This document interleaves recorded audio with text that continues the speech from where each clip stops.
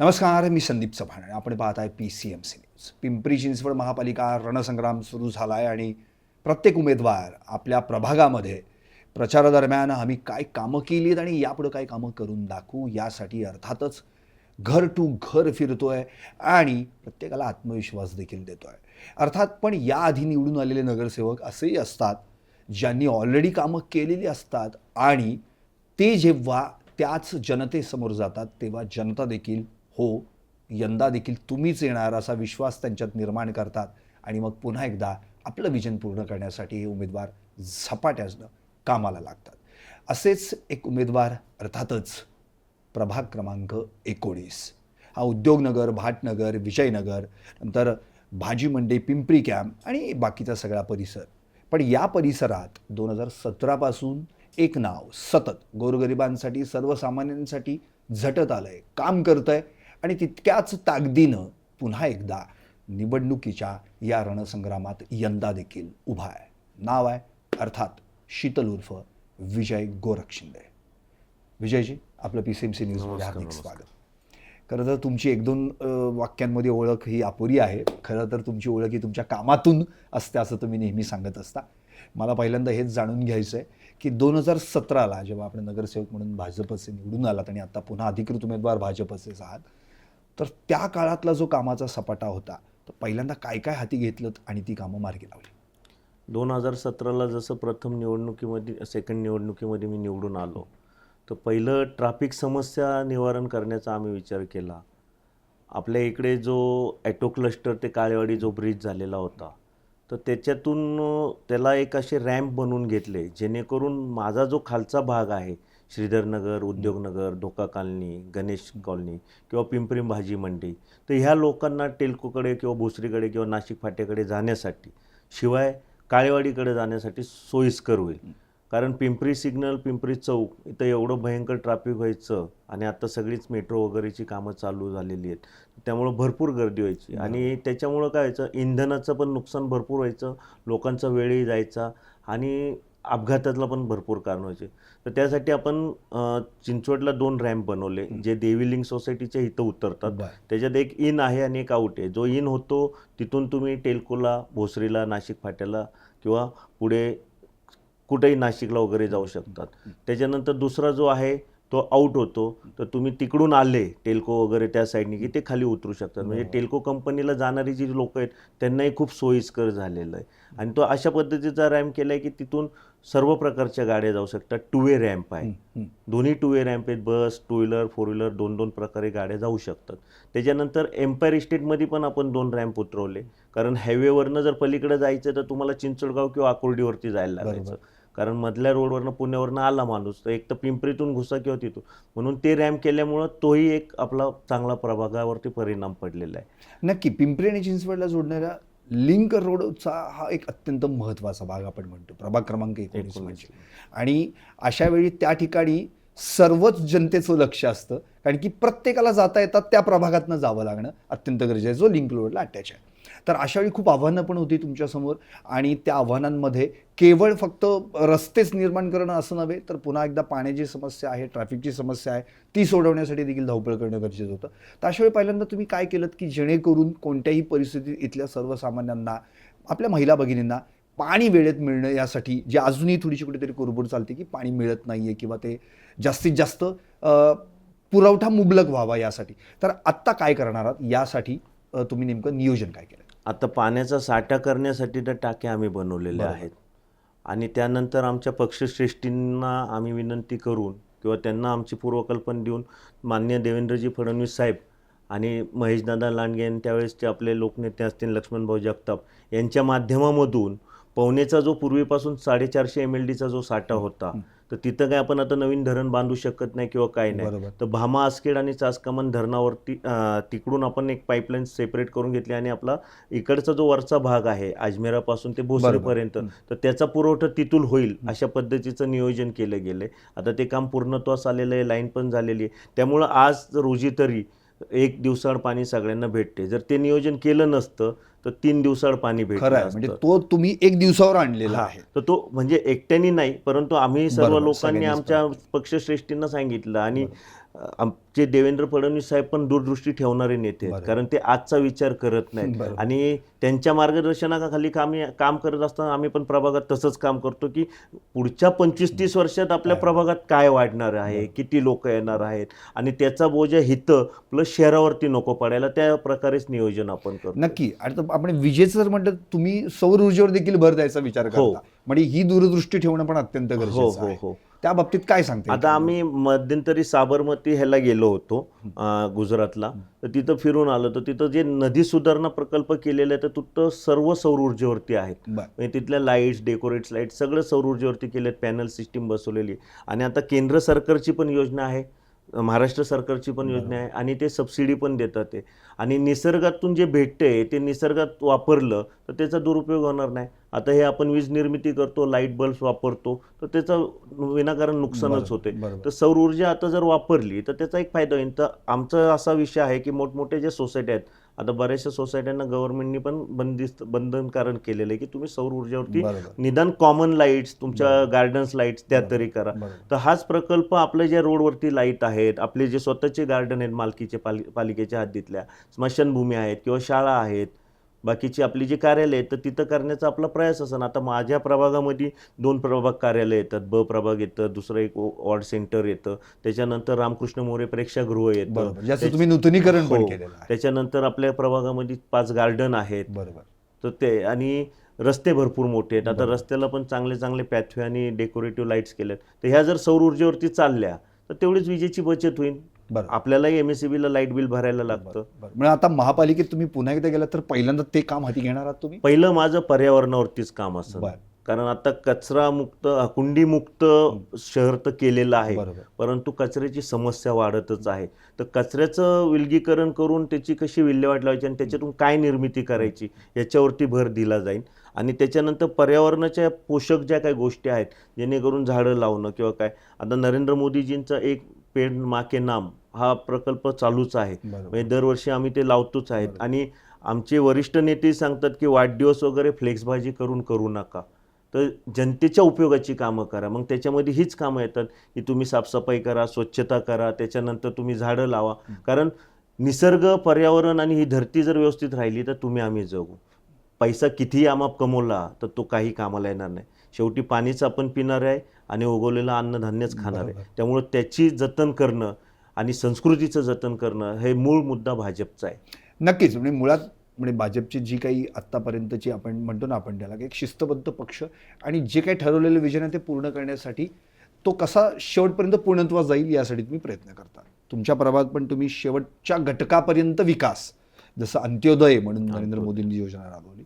मला आणखी एक तुमच्याकडनं असं जाणून घ्यायचं आहे विजयजी, की मुळात आता म्हणजे जसं पॉप्युलेशन आहे ते वाढत जाईल, अर्थातच समस्या ह्या त्या पद्धतीने आणखी वाढत जाणार आहेत.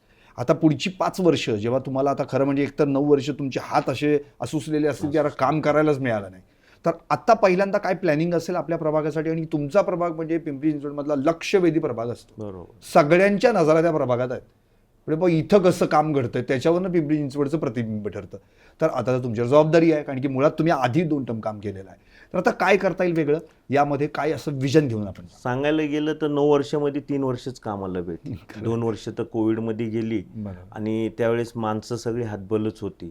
म्हणजे कोणाला काय वाटत होतं, कोणाला काय, माणूस माणसाचा राहिला नव्हता. तर त्यावेळेस आपल्या प्रत्येक मानवतेच्या नात्याने प्रत्येकाला साथ देणं गरजेचं होतं. तर त्या काळात आम्ही ती साथ दिली. जे काही गोष्टी करायच्या होत्या त्या केल्या, मनोबल वाढवलं. त्याच्यानंतर ती रोगराई बाजूला टाकण्यासाठी जे काही उपक्रम आलते, लसीकरण म्हणा, त्याच्यानंतर बूस्टर द्या, वॅक्सिनेशन द्या, त्याच्यानंतर सॅनिटायझेशन करा, तर ह्या गोष्टी अवलंबल्या सगळ्या सरकारच्या माध्यमातून. आणि त्याच्यानंतर राहिलं 3 वर्ष प्रशासन गेले, निवडणुका लागल्याच नाही. तर प्रशासन कालावधीमध्ये काही प्रस्ताव वगैरे मंजूर करून घेता आले नाही. तर सर्वात महत्त्वाचं माझ्या इथले जे प्रस्ताव आहेत, माझ्या प्रभागामधून 3 नाले जातात. तर त्या 3 नाल्याचं आपण पुण्याच्या धर्तीवरती असं काम करायचं आहे की त्या नाल्याला नाला गार्डन बनवायचे पूर्ण, की तिथं वॉकिंग स्ट्रीट वगैरे झाली पाहिजे. आणि त्याच्यातून फक्त पावसाचं येणारं पाणीच झालं पाहिजे. म्हणजे सांडपाण्याचं नको व्हायला, फक्त पावसाळी पाण्यासाठीच तो नाला उपलब्ध राहायला पाहिजे. अशा प्रकारचं नियोजन आपलं चालू आहे. थोड्याफार टप्प्यामध्ये झाले, पण आता या 3-4 वर्षाच्या कालावधीत बजेट नाही भेटलं म्हणून तिथं राहिलं. कारण रहिवासी एरिया एवढा वाढला आहे, बिल्डिंग्स होतात ते, आणि हवेवरती पण आता प्रेशर चालू आहे सगळं. बरोबर. इथे हवा दमट होते, मध्येच गार होते, गरम होते आणि पोल्युशन वाढले. तर ह्याचा जो वास येतो, कारण काही कंपन्या चुकीच्या पद्धतीने त्याच्यामध्ये केमिकल वगैरे सोडतात आणि सापडत नाहीत. मध्यंतरी 2-3 कंपन्यांना नोटीस करून त्या सील पण केल्या गेल्या. तर ते नाला सुशोभीकरण पहिला महत्त्वाचा प्रकल्प आहे आपला. आणि वाहतुकीच्या समस्या वगैरे वाढतात. तर आता येणाऱ्या काळामध्ये आमच्या इथं भरपूर रेसिडेन्शियल कॉम्प्लेक्स झाले, बरोबर. जे इंडस्ट्रीयल प्रॉपर्टीमधून आर झोनमध्ये कन्वर्ट झाले. तर त्यांच्याकडून पालिकेला जे 10% मोबदला म्हणून जमिनी ज्या मिळालेल्या आहेत, तर त्या जमिनीमध्ये ॲम्युनिटी स्पेसमध्ये कुठे पार्किंगची व्यवस्था करून देता येईल, जेणेकरून मेट्रो आहे, शहरात प्रभागातील काही नागरिक आहेत, जी छोटी छोटी घरं आहेत, तर त्यांच्याही गाड्या रोडवर लागतात. तर त्यांच्यासाठी एका जागी पार्किंगची व्यवस्था काही करता येईल. आणि बाकीची जी राहिलेल्या जागा आहेत तिथं उद्यानं म्हणा किंवा प्लेग्राऊंड, आमच्या इथं प्लेग्राऊंडची खूप कमी आहे. कारण खूप छोटे छोटे प्लेग्राऊंड आहेत आणि काही रस्ते मोठे असल्यामुळे मुलं तिथं खेळतात. बरोबर. परंतु त्यांचीही ती चुकी नाही आहे, कारण त्यांना खेळणं जवळ आहे घराच्या, बरोबर. कारण लांब जाऊन खेळू शकत नाहीत बरोबर. आणि बाकीच्या नागरिकांनाही थोडाफार त्रास होतो. तर भविष्यात येणाऱ्या काळात हे क्रीडा संकुल छोटे छोटे उभारणं आणि त्याच्यानंतर रस्त्यावरती ज्या पार्किंगच्या व्हेकल्स लागतात त्या कमी प्रमाणात लागावं, कारण रहदारी सुरळीत राहावी. बरोबर. आणि त्या अनुषंगाने ह्या ज्या माझ्याकडे आता कमीत कमी 10-12 प्रॉपर्टी आपल्याला भेटलेल्या आहेत, त्या पालिकेला हस्तांतरित पण झालेल्या आहेत. बरं. आता येणाऱ्या काळामध्ये ते सत्ता आल्यानंतर, सत्ता येणारच आहे, ते आल्यानंतर त्याच्यासाठी जास्तीत जास्त बजेट घेऊन तिथं लोकांच्या उपयोगाचं कसं काय करता येईल ते करायचं. आणि सेवावस्त्या ज्या आहेत आपल्या, माझ्या इथं आनंदनगर एक सेवावस्ती आहे, खूप मोठी आहे. 12,500 लोकांचं पॉप्युलेशन आहे त्याच्यात. त्याच्यानंतर भाटनगर, रमाबाई नगर, तर ह्या सेवावस्त्या चांगल्या करणं आणि त्यांचं जीवनमान उंचवण्याचा प्रयत्न माझा पहिल्यापासून आहे. ते आता चालू पण आहे. काही सेवावस्त्यांना डेव्हलपमेंटमध्ये गेल्यात, तर तिथंही काही जागा अशा एक्वायर करून कायमस्वरूपी तिथं चांगले छोटे मोठे दवाखाने, परत लहान मुलांना वाचनालय, कारण काय झालेलं आहे त्याच्यामध्ये 10x10च्या किंवा 10x15च्या वरती खोल्या नाही आहेत. तर बिचारे मुलं अभ्यास करणार कुठं, कारण घर तिथं, किचन तिथं, बेडरूम तिथं, हॉल तिथं, बरोबर. आणि सुविधा नसल्यामुळं मुलांचा अभ्यासावरती परिणाम होतो. आणि साहजिकच आहे, तुमच्या आजूबाजूचं वातावरण जर चांगलं असेल तर तुमचंही अभ्यासात मन लागू बरोबर. शकतं. बरोबर. तर त्यामुळे त्यांच्यासाठी एक असा अभ्यास वर्ग आपल्याला चालू करून त्यांच्यासाठी चांगली सुविधा उपलब्ध तिथं करण्याचा माझा प्रयत्न आहे. नक्कीच. म्हणजे विजयजी, मुळात तुमच्या प्रभागातल्या प्रत्येक घटकातल्या माणसाशी नाळ जोडली गेलेली आहे. म्हणजे अशी व्यक्ती नाही की जी तुम्हाला तुमच्या प्रभागात ओळखत नसेल. बरं, तुम्ही आता तुमच्याच प्रभागात दुसऱ्यांदा तिसऱ्यांदा राऊंड म्हणून तुम्ही जाताय. तर मला एक प्रश्न असा पडतो की अर्थातच जर आपण आता महिलांचे प्रश्न पाहिले किंवा आत्ताच मुलांचे तुम्ही प्रश्न मांडले, ज्येष्ठ नागरिकांचे मांडले, तर हे जेव्हा सगळे प्रश्न ॲट अ टाईम समोर येतात आणि ज्यावेळी आपल्या हातात म्हणजे आता प्रशासन होतं त्यामुळे नुसते प्रस्ताव मांडून काही उपयोग नाही, त्यावेळेस साहजिकच पद असणं गरजेचं आहे, नगरसेवक म्हणून तिथं जाणं गरजेचं आहे पहिले महापालिकेत, आणि मग त्यात सत्ता असेल तर मात्र काम होणं अत्यंत सोयीचं असतं. यंदा प्रभागात काय सांगता येईल? 4च्या 4 भाजपचं 4-0 असा स्कोर होणार आहे का कसं? 100%. म्हणजे तुम्ही सगळेच सोबत येऊन एकत्र पुन्हा एकदा? हो, सगळे सोबतच आहे आणि आमचा अख्खा पॅनल भरघोस मताने निवडून येईल आणि त्याच पॅनलचा आजूबाजूलाही फरक पडेल. कारण मागच्या वेळेस पण पहिला पॅनल 4चा निवडून आमच्या प्रभागातला चालला होता. बाकीकडे 1-2 असे सीट्स लागले होते. पण आता तिथंही आहे ना 4-4चे पॅनल येतील आणि 100+ पालिकेमध्ये आपले भाजपचे नगरसेवक निवडून येतील. बरं, म्हणजे मुळात म्हणतो ना आपण की एक तुम्ही जी स्ट्रॅटेजी केलेली आहे, म्हणजे 2017ला तुम्ही निवडून आला तिथपासून जे कोणी तुम्ही प्रभागात आले तर कामं करायला तुम्ही सुरुवात केली, पण ब्रेक लागला तो कोरोना आणि तिथून मात्र मग पुढचं तर सगळाच काळ बाजूला पडला. अशा वेळी तुम्ही जेव्हा प्रभागात धाव घेतली होती, मला आठवते म्हणजे ॲम्ब्युलन्स सेवा मोफत असेल किंवा इव्हन तुम्ही स्वतः फिरत होतात, इव्हन म्हणजे मी नगरसेवक असलो म्हणून काय झालं, मी पहिल्यांदा माणूस आहे हा विचार करून तुम्ही आत उतरला, तळागाळात वृक्षारोपणाचा कार्यक्रम हाती घेतलेत, तुमचं पर्यावरणावर पहिल्यापासूनच भर राहिलेला आहे. तर हे सगळं जेव्हा जुळून येतं आणि तरी देखील पॉप्युलेशन वाढल्यामुळे, जसं उदाहरणार्थ कामगार वस्त्या आहेत, जुनी बाजारपेठ आहे, उच्चभ्रू सोसायटी, म्हणजे त्रिवेणी संगम आहे आपल्या प्रभागामध्ये, आणि अशावेळी प्रत्येकाला खुश करणं एवढं ते सोपं नाही आहे ॲट अ टाईम एकाच वेळी. तर यावेळी काय करता येईल की जेणेकरून प्रत्येकाला का होईना पण त्या प्रभागातल्या त्या घटकाला आपल्याला आनंद देता येईल आणि चांगल्या पद्धतीने तर मार्गी लावता येईल विषय? प्रत्येकाच्या समस्या वेगवेगळ्या असतात, परंतु आजकाल लोकांच्या स्वतःच्या समस्या कमी आहेत, बाजूवाल्यांच्या जास्त असतात आणि त्याच घेऊन चालतात. त्यामुळं कसं आहे, त्यांना असं वाटतं की बाबा ह्यांना जायला यायला त्रास होतोय रस्त्याने, तर ते रस्त्याचं मोकळं झालं पाहिजे. तिकडं कचरा पडतोय तर त्यांना वास येतोय, तिथलं मोकळं झालं पाहिजे. तर माझ्या प्रभागामध्ये सर्व प्रकारची लोकं आहेत, परंतु आम्ही काम करत असताना सर्व प्रकारच्या लोकांनाच धरून करतोय आणि सगळ्यांच्या अडीअडचणी विचारून करतोय आणि सगळे विचारवंत आहेत. सगळ्या प्रकारची लोकं असल्यामुळं सगळ्यांना एकत्र घेऊनच चाललोय. जरी हे आपलं माझ्याकडे सेवावस्त्या जास्त असल्या तर सेवावस्ती आणि ते दोघांचा समेट कसा घालायचा ह्याचा आमचा पूर्ण प्रयत्न चालू आहे. बरोबर. आणि येणाऱ्या काळामध्ये जी उर्वरित कामं राहिलेली आहेत, खूप थोडीफार आहेत, पण आता हे ज्या मोठ्या नवीन जागा भेटल्या तर नवीन प्रकल्प घेऊन मी त्याच्यामध्ये उतरणार आहे. कारण आमच्या इथं आत्तापर्यंत रस्ते वगैरे सर्व झालेले आहेत. काही भागातले सिमेंट कॉन्क्रीटचे रस्ते राहिलेले आहेत, गॅस पाईपलाईन त्याच्यातून. आणि हा पुढचा 50 वर्षाचा विचार केलेला आहे आम्ही. कारण ज्यावेळेस आम्ही हे रस्ते वगैरे बनवत होतो तेव्हा तिथं छोट्या छोट्या चाळी होत्या, बंगले होते. एका बंगल्यामध्ये 4-5 जण राहायचे. आता ते बंगले रिडेव्हलपमेंटला गेलेले आहेत. तर रिडेव्हलपमेंटला गेले तर आम्ही तो विचार केला होता की इथं पुढं 25 फ्लॅट होणार, 30 फ्लॅट होणार. तर त्या अनुषंगाने त्या रस्त्यामध्ये सगळ्या युटिलिटीज आम्ही टाकतोय. आणि एका अर्थाने जर बघितलं गेलं तर जरी कोरोनाचा काळ आला होता आणि हे 3 वर्ष प्रशासनाचे होते, तर संघटनात्मक कामं आमची चालू होती. केंद्र सरकारकडून ज्या योजना येत होत्या, महाराष्ट्र सरकारकडून ज्या योजना होत्या त्या लोकांपर्यंत आम्ही पोहोचवतो. लोकांच्या संपर्कातच राहायचो कमी. कारण आमच्या पक्षामध्ये, भाजपमध्ये नेतेगिरी करत फिरणं त्यापेक्षा कार्यकर्ता म्हणून फिरणं हे जास्त महत्त्वाचं आहे. कारण आमचे देवाभाऊ झाले, नरेंद्र मोदी झाले, ते पण एका हजाराच्या बूथवरती स्वतः पन्ना प्रमुख किंवा बूथ प्रमुख म्हणून काम करतात. तर हे संघटनात्मक काम आहे. जरी सत्ता इकडे तिकडे होत असेल किंवा राजकीय तिथं वलय नसेल पालिकेत किंवा कुठे, पण संघटनात्मक काम आमचं कंटिन्यू चालू असतं. त्या अनुषंगानेच आत्ता ही जनता भारतीय जनता पार्टीबरोबर आहे. नक्कीच. विशेष आणखी मला एक असा मुद्दा विचारायचा आहे की मुळात म्हणजे इथले जे स्थानिक नेते आहेत पक्षाचे, त्यांचं मार्गदर्शन कसं असतं तुम्हाला? कशा पद्धतीनं ते तुम्ही म्हणजे टॅकल करता एखादी गोष्ट आणि त्यांच्यासमोर मांडून मग माझ्या प्रभागामध्ये मला ही कुठली गोष्ट करायचीच आहे, तर त्यावेळी कसं सहकार्य होतं? पूर्ण सहकार्य भेटतं. कारण का तर मी निवडून आलो तर मी चांगलं काम करत राहीन, ती जनता माझ्याबरोबर राहीन, आमदारकीला परत आपल्याच बरोबर राहीन आणि खासदारकीला आपल्याबरोबर. त्यामुळे सगळ्यांची साथ व्यवस्थित भेटते. अच्छा. आणि अर्थात ज्येष्ठांचं मार्गदर्शन मिळालं, नेत्यांचं जर हो, साथ मिळेल तर त्याचा फायदा जास्त होतो. नक्कीच. आता मुळात आपण जी पिंपरी कॅम्प जो एरिया आहे, साई चौकात जी काही वाहतूक कोंडी होते किंवा आणखी काही अशा ठिकाणी सार्वजनिक स्वच्छतागृह व्हायला हवीत, पण आपण ज्याला म्हणतो ना की जी संधी त्यावेळी मिळाली नाही, आता ती संधी आपल्याला मिळू शकेल. तर यावेळी आपण ज्याला म्हणतो की जसं आता तुम्ही म्हणालात की उद्यानं पण काही झालेली आहेत, काही व्हायला हवी आहेत.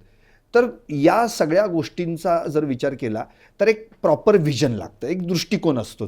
तो ऑलरेडी तुम्ही 2017 ते जो काही काळ मिळाला पुढचा त्यात तुम्ही दाखवून दिलेला आहे. आता अशा प्रमुख समस्या कोणत्या की ज्यांना पहिल्यांदा हात घालणं गरजेचं आहे की बाबा ती म्हणजे निवडणूक लागली, जिंकून आलो की पहिले ते करायचे? सर्वात महत्त्वाचं माझं पिंपरी मार्केटचं आहे. अच्छा. एक भाजी मंडईचं नूतनीकरण करून चांगली बिल्डिंग उभारली.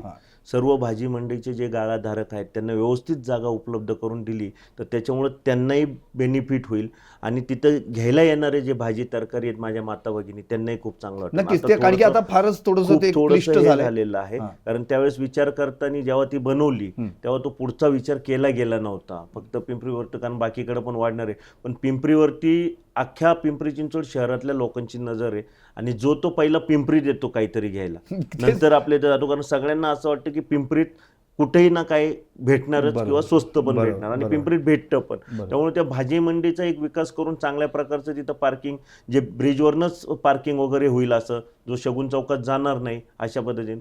आणि तिथं ज्या पार्किंग आहेत, कारण मंडी चांगली मोठी आहे, बरोबर, तर ज्या पार्किंगला गाड्या येतात तर त्यांच्या आजूबाजूला जे प्लॉट आपल्याला भेटलेले आहेत तिथं पार्किंग अलॉट होईल. आतमध्ये जास्त करून लोक वॉकवे फिरतील किंवा इलेक्ट्रिक आम्ही एक प्रोव्हिजन करतोय की माझा एक प्रयत्न आहे त्याच्यामध्ये की इलेक्ट्रिक ज्या गोल्फ कार असतात बघा गोल्फमध्ये, तर तशा एक 5-25 पालिकेच्या माध्यमातून किंवा एखाद्या NGOच्या माध्यमातून घ्यायच्या आणि त्या आतमध्ये फ्री ठेवायच्या. म्हणजे लोकांना कुठेही तिथं जाता येईल, किती वेळा जाता येईल. म्हणजे ते बाहेर जर पार्किंग केली तर त्या लोकांना काय वाटणार पण नाही पार्किंग चार्ज भरायला 100 रुपये.